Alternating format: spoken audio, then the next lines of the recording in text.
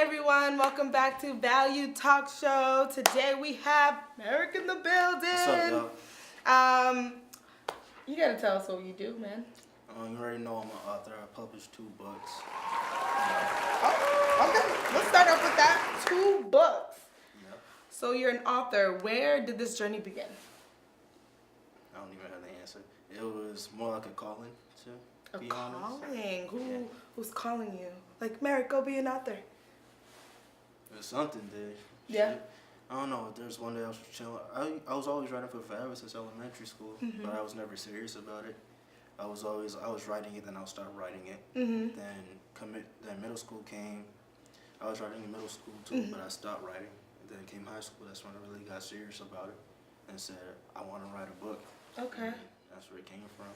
All right, and now you're here in this stage, and now you released 2 books. Yes, ma'am. Tell me about them. All right, well, my first one is about a vigilante and a detective teaming up to find a girl that's been kidnapped. Okay. And my second one is about the remaining characters basically trying to stay alive and avoid obstacles. It's a noir story, and whoever doesn't know what a noir is basically a mystery but darker. I see. I'm getting the chills right now. And what I did with them, I made the stories intertwining, so Okay. all the characters meet each other and all that stuff. They befriend each other. So it's definitely that twist, mixed with some mysteriousness. Why the mysteriousness? Why not, the drama or classic or the other genres out there? Well, I don't want to do things that sound cliche. That's my problem with right now. Okay. My next 2 is going to be another thriller and another noir. And my fantasy, I always want to write a fantasy, but every time I started it, I'd be like, this sounds cliche as shit. And I just stopped writing it. So. Yeah. Now, where does any author influence for you, or? No, not really. So you think these authors are trash? Oh, but no. Everyone should read Merrick, right? Well, I mean, if you ask me, I think they should, but I don't. I don't really have an influence when it comes to authors, but I will say, so one book that got me started was The Hidden Empire. Okay. And I just really like what's it called? Who's it written by? I forgot. I think it was Kevin J. Anderson. Okay. Sure. And he has a lot of description in the book that I read, and I really liked that. So I guess it was something that influenced me to start writing. Okay. I never really had an author influence, but I will say that one of my favorite books are The Strange Cases of Dr. Jekyll and Mr. Hyde. Okay. It's one See, of the Brittany don't classics. read. I don't even know what he's saying right now. And who's that written by? Oh, I forgot. Clearly, they're not a good actor. They are. He doesn't even remember. He is a good author. I just forgot who it was. It's been a while since I read it. I want to get back into reading, but every time I start something, I don't finish it because I'm always writing books. I write 2 to 3 books a year. Wow. So, yeah. Very excelling.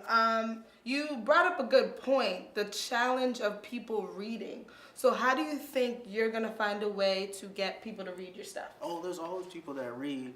It's just the younger generation, our generation that doesn't really read, because there's still people that love the paperback version and there's people that love the Kindle version. So I try to keep everything. I try to make for both. Yeah. Now, run by me the actual process of going through electronic version versus digital version. Is that the same thing? Rewind that. The paperback version and the electronic version. Well, I'm self-published, so I do everything through the website. Okay. Do you want to say the website? BOOOOKKSS.com. Okay. It's LU, then LU. Okay. That's a website. And then you just release everything on there, and they kind of... Yeah, then they just push it through. They push it through Kindle. They push it through Amazon, Apple Books, Barnes & Noble website. I forgot the other one. Okay, now, are you making money? Where does the money making come in? Yeah, I do make money. It makes money from the people that buy it. That's where I get the money from. Okay. And as far as, sitting down and writing over 200 pages, pretty much, right? Mm-hmm. How does your brain even function doing stuff like that? I don't know. Is it a lot of weed? I'm just kidding. A lot of alcohol, but Alcohol! That's the key, people. I'm just totally joking. No, don't do drugs. Don't do those right. Don't do that. But for me, I mean, it's not that hard. There's a lot of people that say they wait for inspiration to happen, but it's more a disciplinary thing. Okay. Because it's just you on a laptop, so it's either you sit there and do what you gotta do, or you don't do it at all. Okay. And I try to keep it. I try to be disciplined about it. You know, at least one of my goals is to at least write a page. Mm-hmm. If I'm either busy or not really in the mood to write, I'll try to write a page at least. But a regular goal for me is at least 5 to 10 pages when I write. All right. And now, how do you feel being an African American writing, you know, all these pieces? Because it's not typical that you encounter many African Americans writing pieces, you know? So how do you feel about that?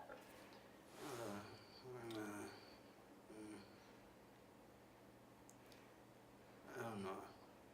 I feel like it's funny because when I tell people that I write, they be like, "You write raps?" I'm like, "No, I write books," and they get so shocked. And I think that's the best part about me being an African American writer, because they instantly go to raps. I'm like, no, I write books and poems. Like, right.